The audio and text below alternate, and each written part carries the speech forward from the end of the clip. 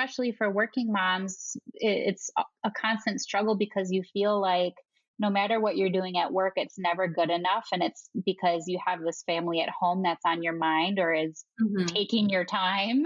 And then when you're home with your family, you feel like whatever you do there isn't good enough because you have work on your mind, or you have your kids in daycare, or you get extra childcare, if whatever you need to do to make it work. And so we just are constantly being bombarded with these messages that we aren't good enough.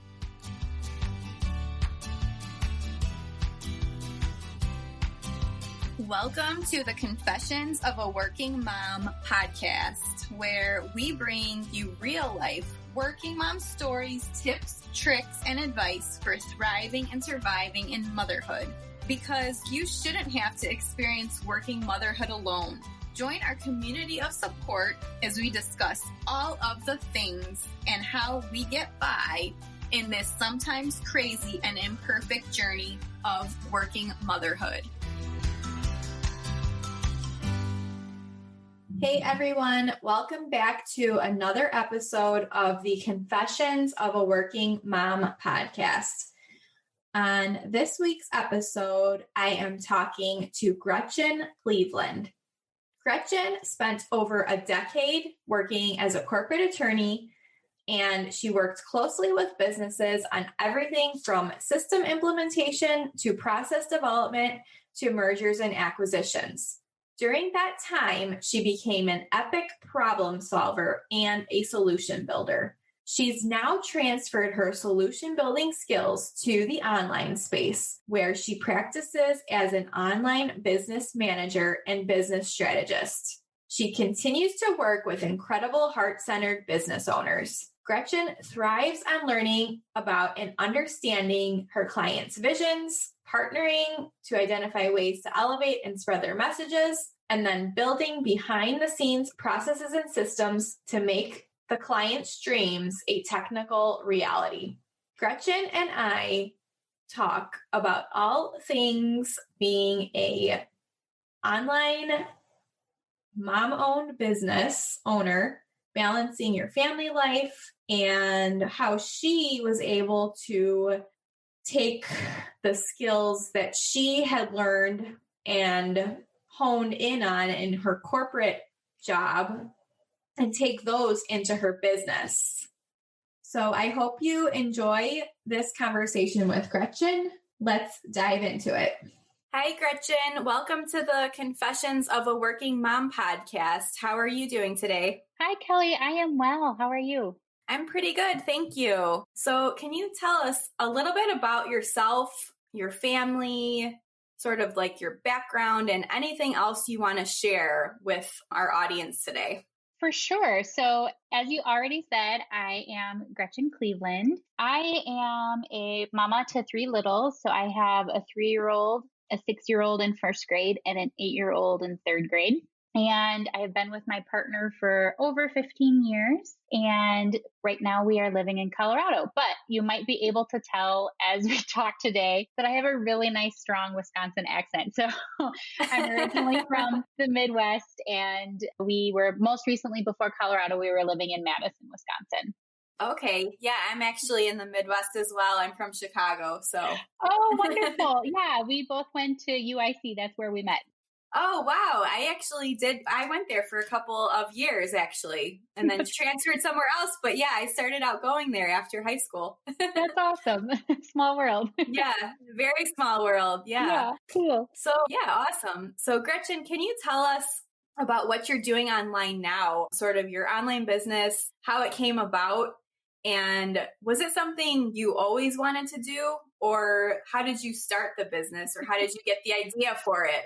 Yeah, that's a great question. So currently today I'm an online business manager and business strategist. So what that means is I help online business owners in a few ways. My favorite way is really to help with the online strategy. So figuring out how to launch their next programs or how they're going to be doing outreach to their target market, how they want their business to grow, and what strategies are they going to use to reach those goals. So that's really one of my favorite things to do. And then a lot of what I do is all related to that. So really helping build out structures and systems behind the scenes so that online business owners can actually scale and achieve those goals. Whenever you start out something, whether that's a business or something else, you kind of dip your toe in and see how it feels. And then you try on a couple other things.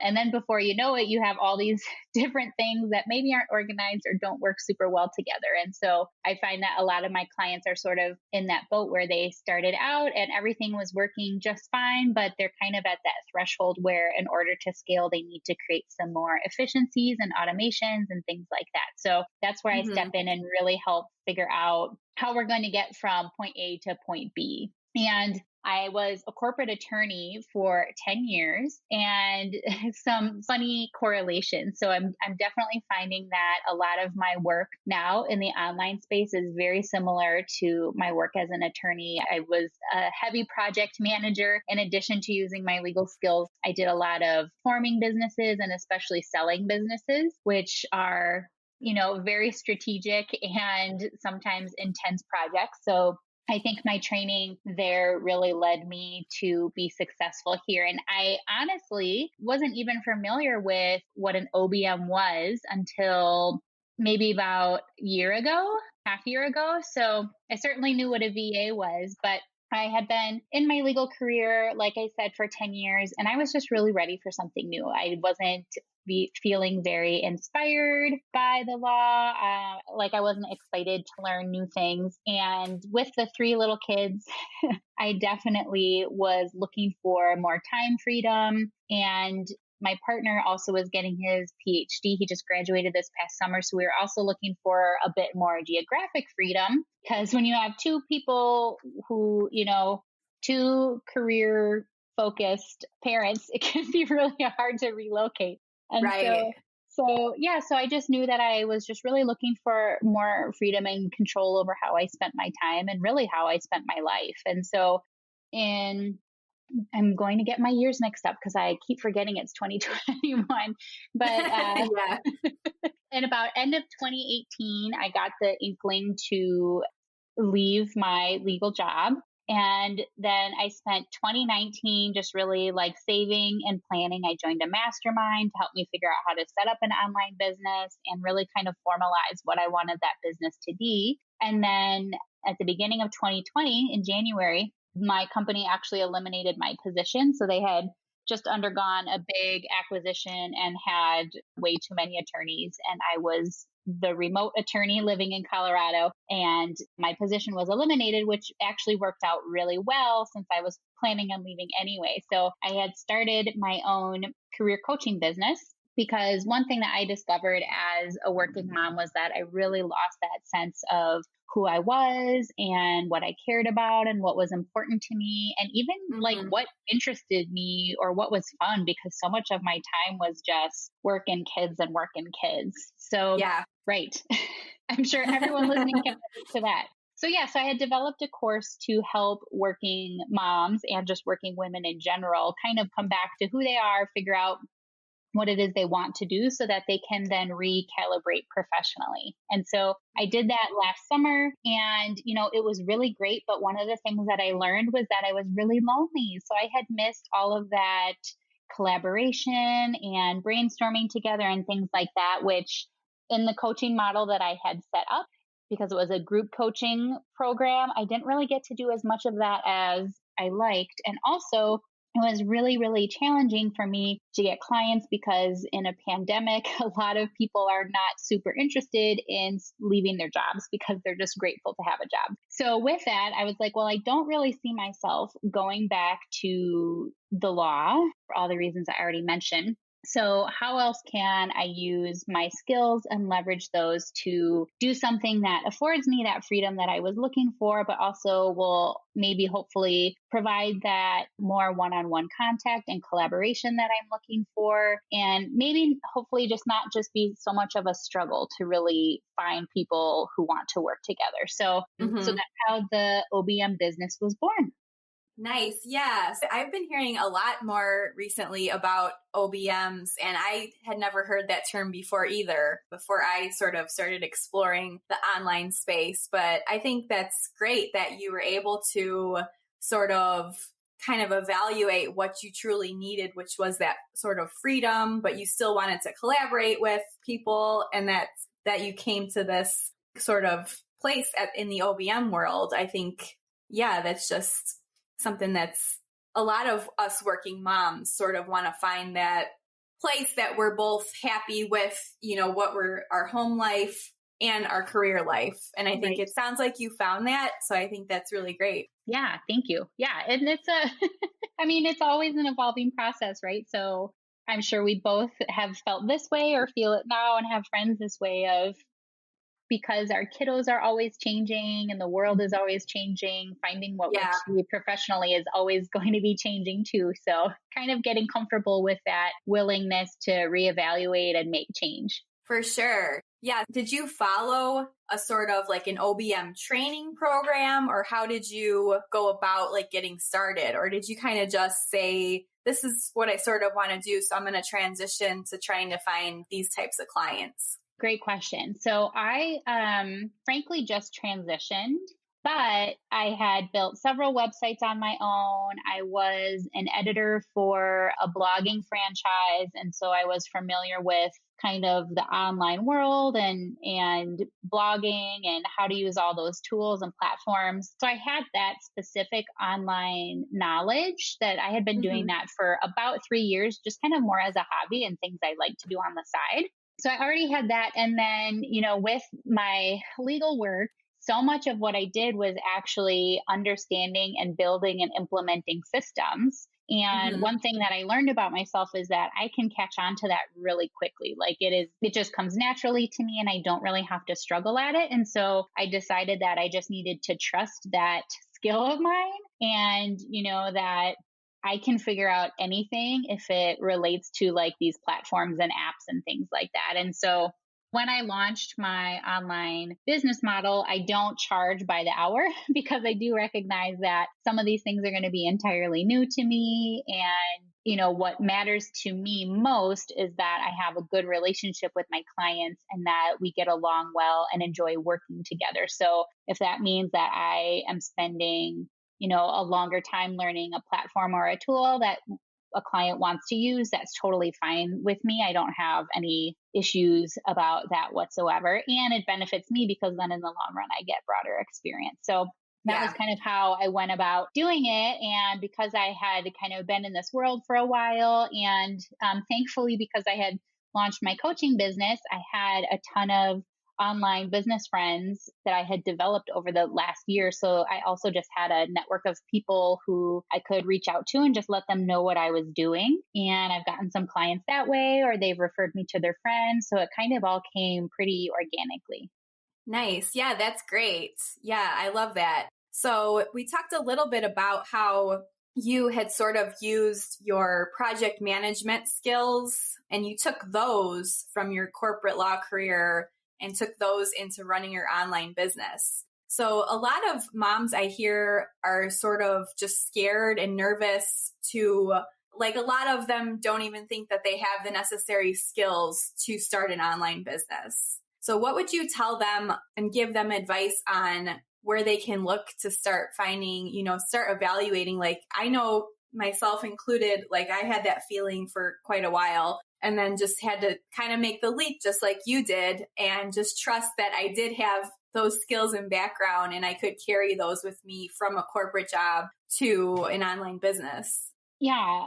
And what is really interesting is that at least with my coaching business too, I saw that doesn't just apply from going from, corporate to online or brick and mortar to online. So many women feel like all they can do is the only thing that they've been doing. Yeah. And so, part of that I think is just like a lot of external conditioning about our value and our worth and, internal messages, whether we develop them on our own or they're things that we heard and then internalize, just about how are we valuing ourselves? How are we valuing our skills? Especially for working moms, it's a constant struggle because you feel like no matter what you're doing at work, it's never good enough. And it's because you have this family at home that's on your mind or is taking your time. And then when you're home with your family, you feel like whatever you do there isn't good enough because you have work on your mind, or,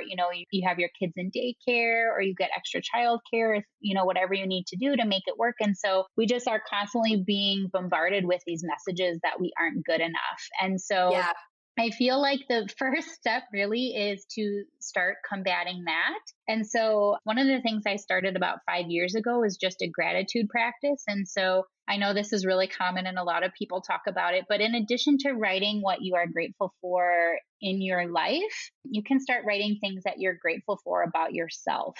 And for me, that was a really great way to start to understand what are the skills or what are the traits that I have that I appreciate and that make me unique. And once you start understanding those, then you can come up with ideas of how to translate that into a new career, whether that's a different company or a different role at your same company or making the leap to online or whatever it may be, because you start to see that really the kind of the structure or the container that you're working in doesn't matter because your skills still work in all the same ways. Yes, you'll learn new stuff. You'll have to figure out how to work WordPress or whatever it is. But, your fundamental skills and traits are always there and they can be applied to any of those different scenarios. Once you can start really understanding and seeing what those are, then it becomes a little bit more easier for you to visualize how you can use those in different capacities. Yeah, I love that. That's great. I never really thought about including sort of things that you're grateful for about yourself, but that is such a good sort of launching point for people if they're struggling to come up with ways they can be happier, I guess, in their careers, because sometimes we sit in a job for a while and we kind of start thinking about it and we're like, is this really what I want to do for the long haul? Like, do I want to be here until retirement? I don't think I do. So yeah, let's start thinking up some different ways that I can still thrive in my career, but, not have to give up my family life for it. Yep, exactly. So great. I was going to ask, and that's a good transition because I was going to ask you, why do you think moms do struggle to put themselves first? And, we tend to put all of our family's needs above our own, especially when our kids are super little. It's very hard to do anything for ourselves in those moments, in those years. It's just probably a struggle for most of us. What would you say? Why do you think that is? Yeah, I completely agree. And I am like a self-professed kids first until I'm getting better at it, right? It's a muscle you have to develop and practice. But yeah, I was in that same boat, especially when they were little. I did everything for them to put them first and make sure all their needs were met. And, as women, I think, we were talking about messages before. We somehow often end up feeling responsible for everyone else's happiness. So, if our kids aren't happy, if our partner or other family members aren't happy, if our boss isn't happy, or our team members or even our direct reports aren't happy, somehow we feel like it's our job to make them happy. And so, we just do whatever we think it takes to get them there. And really, it's not our responsibility. So I think really just kind of coming to terms with each person is responsible for their own happiness can help a lot. And, obviously that doesn't mean you can just hurt people willy-nilly or be insensitive or inconsiderate. But also, sometimes you have to say no and someone else is going to be disappointed, and that's okay. That's their disappointment to deal with if that means that you are, protecting your boundaries and your well-being. And something that I did recently, I got a new planner. I'm a planner freak. I love them.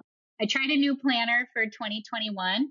And it's the Power Sheets by Cultivate What Matters. And there's an exercise in there. Well, it has a bunch of exercises. So if you are looking into the Power Sheets, there's not just one, there are many, but there's a particular exercise that I really liked. And it asks you to kind of reflect on the last year and identify, what worked, what didn't, what was really hard, and what kind of was good or was happy in the last year. And then the next step is it asks you to identify really what you learned or what that year's experience in a total has taught you. And for me, that was really powerful because I learned that last year I spent a lot of time just really prioritizing myself, my health, my mental well-being.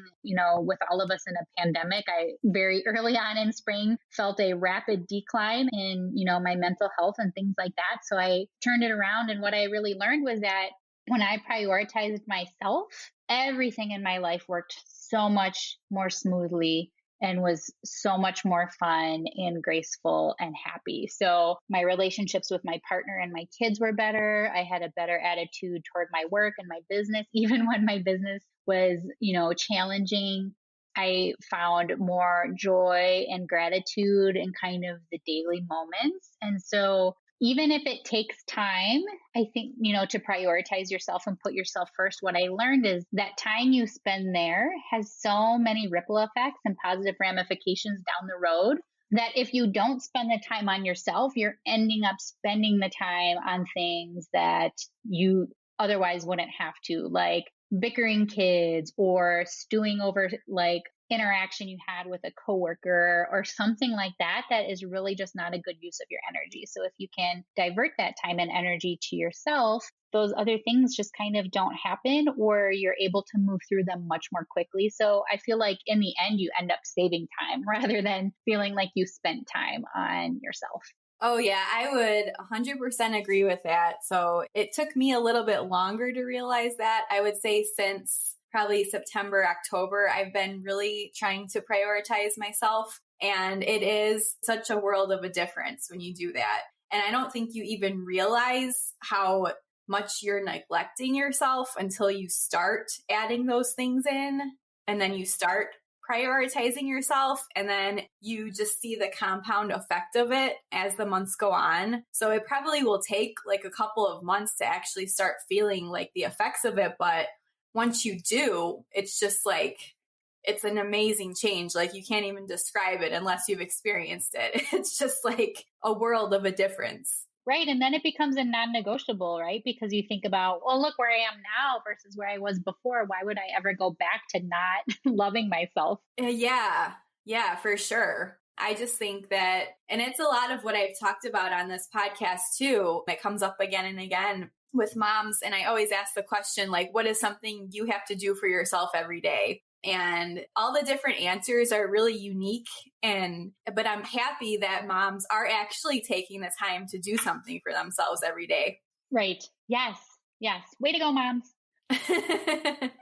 So, Gretchen, what would be some tips for moms who are struggling? So, say they are just in sort of like a negative place and they know they want to do something more. They want to do something for themselves, but they're kind of in this negative headspace or cycle and they're struggling with managing everything. What are some tips you would give to them? Great question. So, okay, I know it's winter, but honestly, getting outside can be a huge mood booster. I once remembered all the science on why, and I am forgetting it in this moment, but feeling the sunshine, getting that fresh oxygen, even if it's only for a few minutes, can be really, really great. So, and I know it's hard to fit this in, and I'll share one thing I struggle with is I like to go on walks by myself, or I like to do yoga by myself. And Yeah. it's feasible all the time. And so, just some easy ways to try that are if you drop off or pick up your kids from school, maybe park your car a little bit further away so you do get those few minutes of alone time before or after you've dropped them off that you can just walk on your own. Sometimes I will just, like, if it's warm enough, you can just sit outside for 5 minutes between breaks, or if you have a little one napping or something like that. For me, just getting outside can be a huge, huge help. And then another tip is, we talked about gratitude already, but there are a lot of little journals out there that have just short little prompts or are even pretty they have like the same format every day. One of them is the 5-minute journal, which actually I think probably takes 2 minutes. So that's a misnomer. But, even just doing those a few minutes a day to check in or just journal what's on your mind in that moment can feel very helpful because you have an outlet for whatever you're feeling or what's going on internally. And then,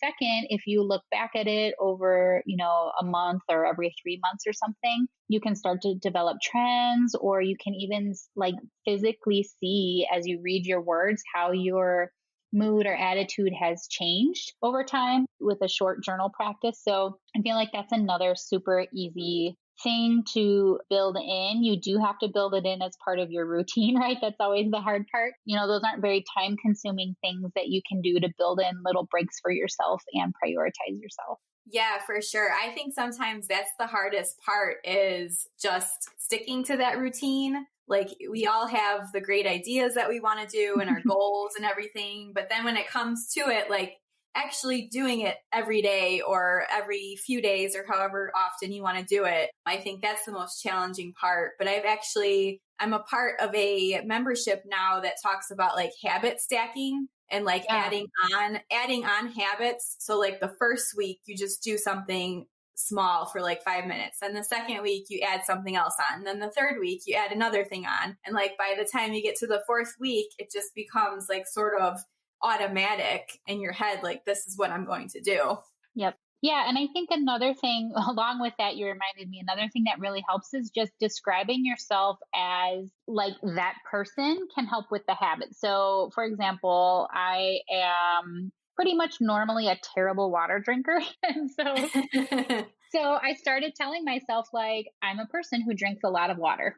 So I might not be there yet, but that helps me carry my water around the house, keep it full next to me. I keep it at my desk. So I'm taking sips throughout the day, even if I'm not, having big gulps. If we are going on a drive with the kids just to get out of the house, it makes me bring my water bottle. So even like just kind of reframing how you think of yourself can help a lot too in establishing those habits and stacking those habits, so that you, as you're building the physical routine, you're also changing your mindset so they go hand in hand. Yeah, for sure. Yeah, the water is a challenge too. I find that when I was working in my corporate job, for some reason, I was much better at it. But then I also sat at a desk for like 10 hours a day, and that was horrible for my body. Right. So it's like, which one is the worst scenario here? Great. So I guess, what advice would you give to moms then, kind of switching back a little bit to the business side of things? What advice would you give to moms who would like to start a side hustle or small business? Well, there are so many routes to go. And, I see this a lot with my clients. So I think it is a great place to start, is to do what works for you. There are, any number of courses, of influencers, of free programs and things like that can tell you how to set up a business. Mm-hmm. So those are all absolutely used. Those are great places to learn. But what you have to do is take those learnings and those things and apply them to you and what feels good to you. So, if you're hearing about me and I have an OBM business, or you really love this podcast and you think you might want to start a podcast, that's fantastic. But just explore how you can do that in a way that fits with your personality and your life. Because if you are trying to emulate what someone else has done because they've been successful, that may get you results, or it may not, or it may get you somewhere that you end up ultimately not liking because you're not that person. So it's not that, someone is any better because they have more experience. It's just you're different. So honor those differences in your business. And that's really what people want to buy, because there are so many people who do the same thing. So if you can just reflect and represent who you are in your business, that will draw people to you who like you for who you are, want to work with you. And so really, I think that's my biggest tip. I know there's all kinds of things like getting over the imposter syndrome and stop feeling like a fraud and all of that stuff. But I think really the foundational piece is just to really understand who you are and be conscientious about building that into your business. And I think that will definitely lead you to the type of success that you are seeking. Yeah, I love that.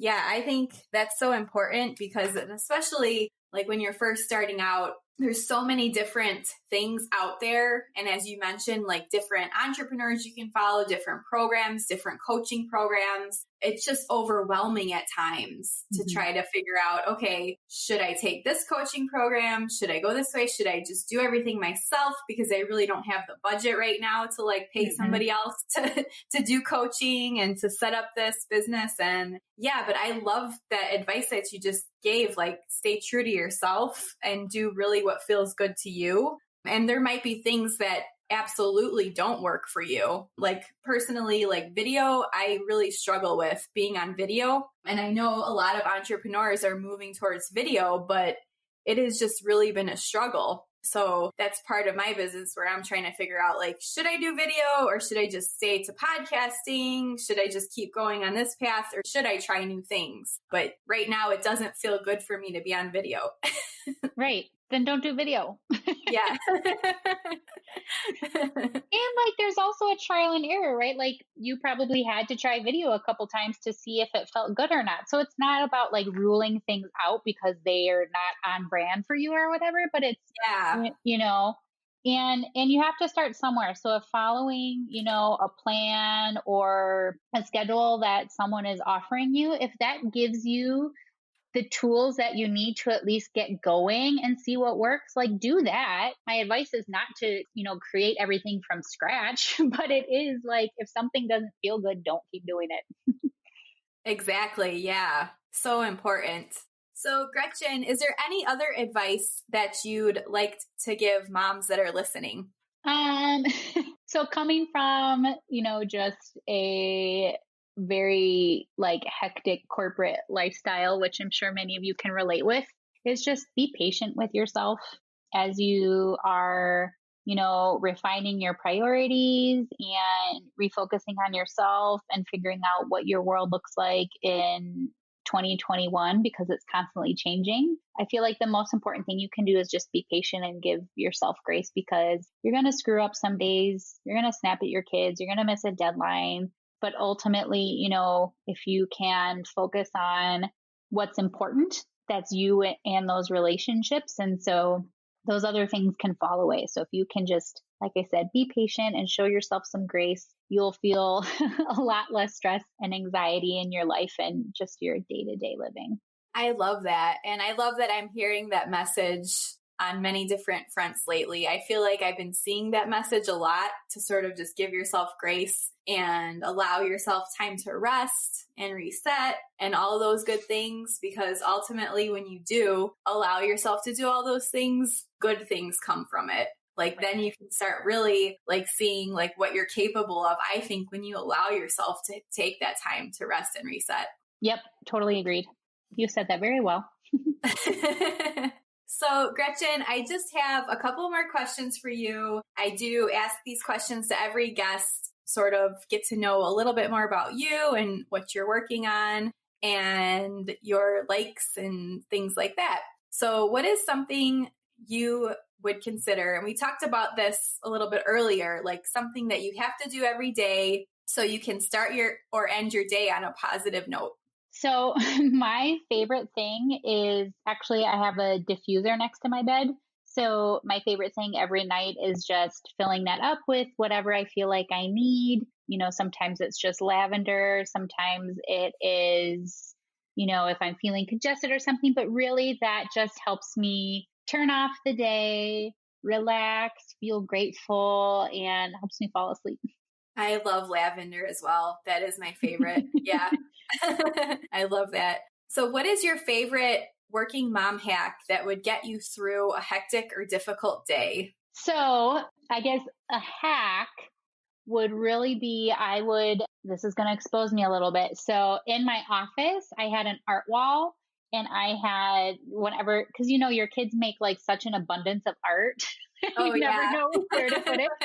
And so, you know, sometimes they would visit my office or we would just have so much at home. So I would hang it all on my wall in my office, or if you have a cube, you can do that, or at your home office. And so when I would find myself getting really stressed out or anxious or just like, the crankies at work when that's the last place you want to be, I would just like put on my favorite music and just like take a minute, take a beat, look at the kids' artwork. It would calm me down. I would, you remember what they, how they described the picture or what the day was like when you guys made that painting together or whatever it was, or, how proud they were. You would see their little face of how proud they were when they brought you the picture. So that always just kind of, I guess it's not really a hack, but that was always a good way for me to just like slow down Yeah. and kind of make time stop a little bit so you don't get so caught up in the frenzy and the rush of things.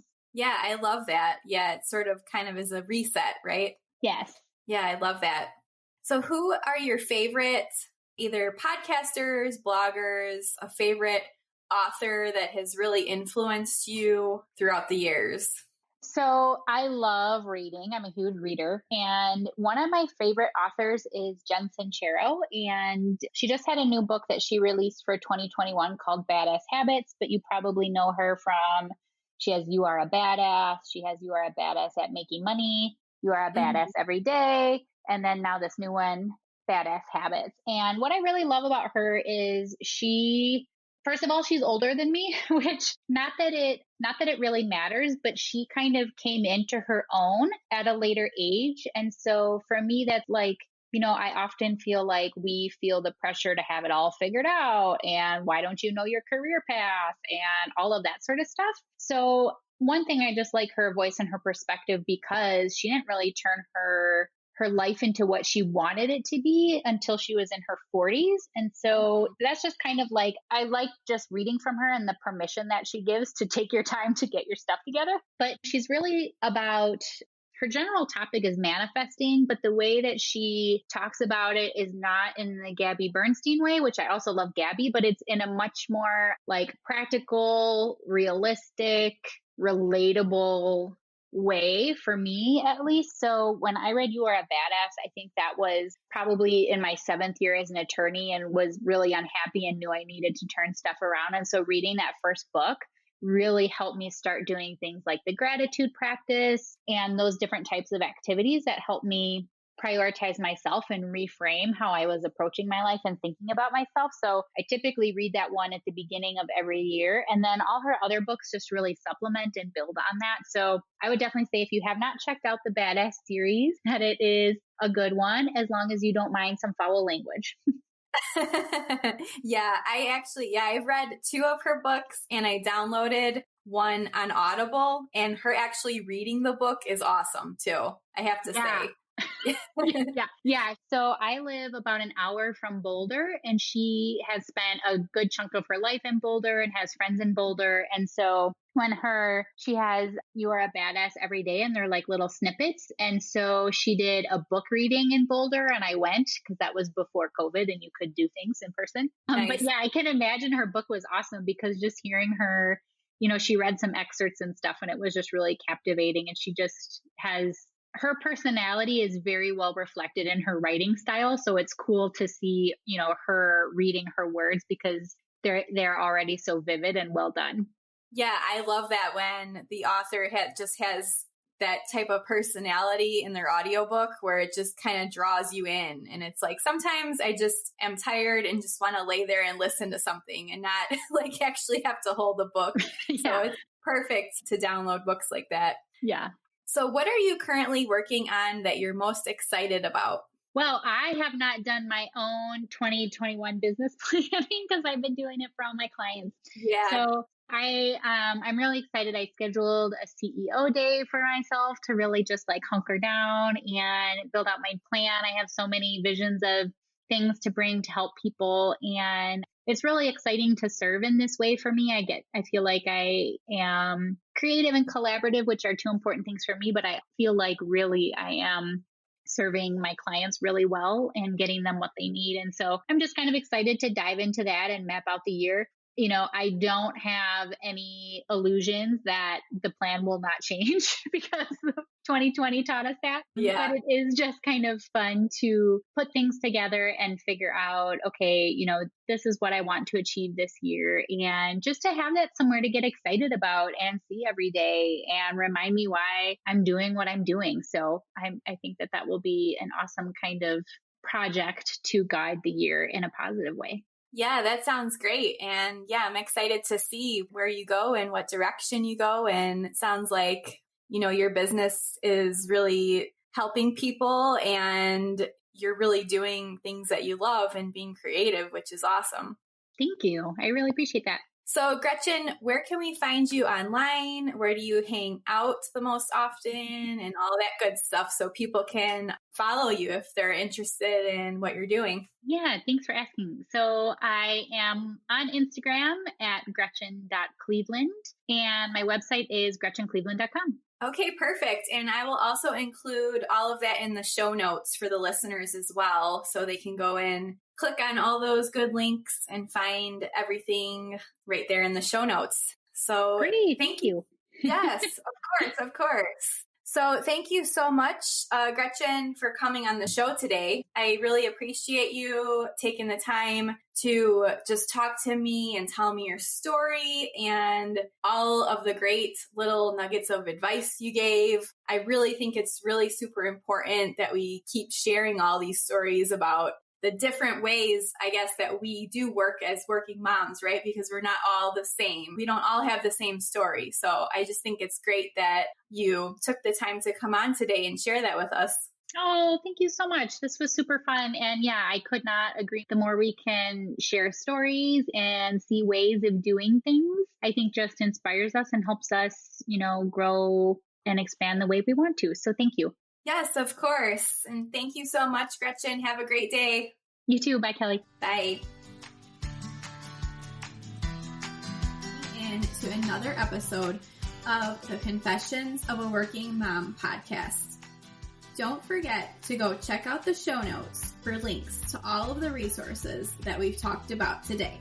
And I wanted to let you know of an amazing new mini course that I'm offering.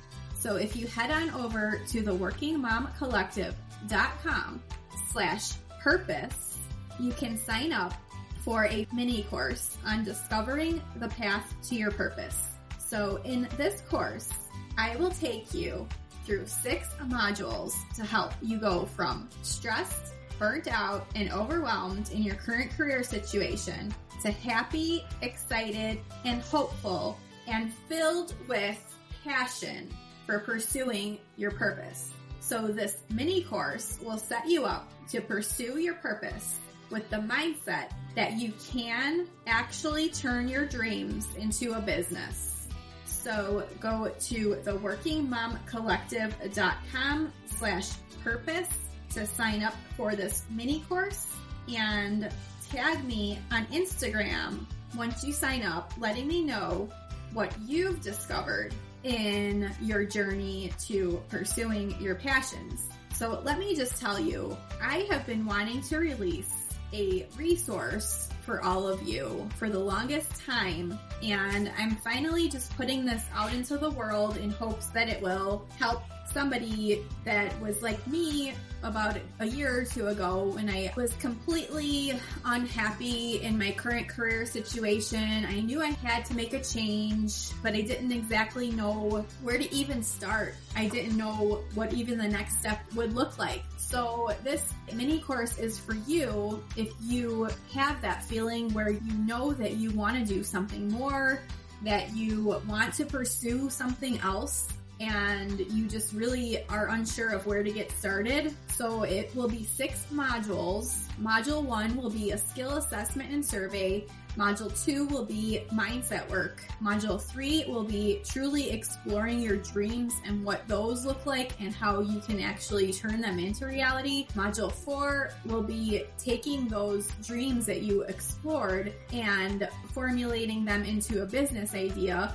Module 5 will be Marketing Plan Basics for marketing your business. And Module 6 will be the tech tools that you need to get started. So if you would like to start pursuing your purpose today, then just go sign up on the workingmomcollective.com/purpose. And like I said, tag me on Instagram or DM me or send me an email and let me know how it's going for you. I really want to help you through exploring and discovering your purpose and some business ideas that you have. So please do tag me and send me DMs. I read all of them. And thank you so much for continuing to listen to the Confessions of a Working Mom podcast. I will catch you on the next show.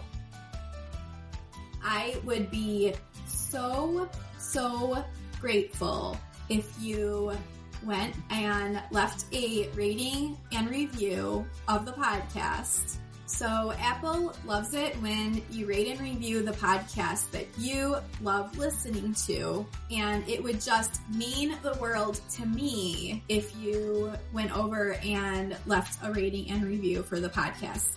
So that way our show can be introduced to more working moms that really can gain positivity from these episodes, that can teach them something. So if you go and leave a rating and review, I would be so grateful, and just thank you again for continuing to listen every week. You are the reason why I continue to talk into this microphone for this podcast. Without you, I wouldn't have the podcast. So thank you so much.